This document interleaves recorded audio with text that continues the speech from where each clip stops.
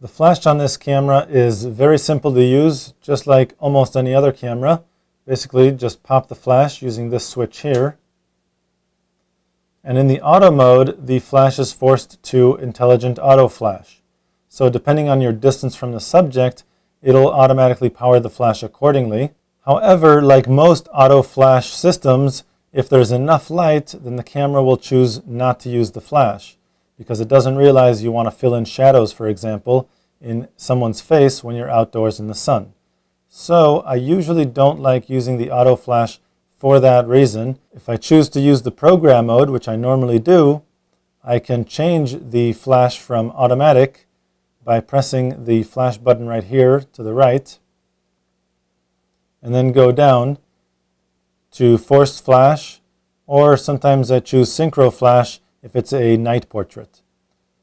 But for now, I'm going to force the flash, press set, and what this is going to do is I'm outdoors and there's plenty of light, but regardless of the amount of available light, the camera will still use the flash, and this will help me eliminate shadows in a person's face, for example. Keep in mind, this flash is pretty small and therefore not very bright, so it'll probably go for about 10 feet. If your subject is farther away than 10 feet, then you may need to increase the power of the flash. And if your subject is closer than 10 feet, because again, we are forcing the flash and there's no intelligent auto flash working here, then you may need to decrease the power of the flash.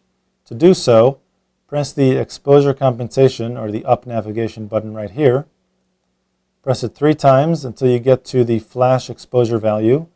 And here, you can use either the right or left navigation button or the joystick in order to move the flash exposure value to more powerful or less powerful, depending on if your subject is close or far from the lens.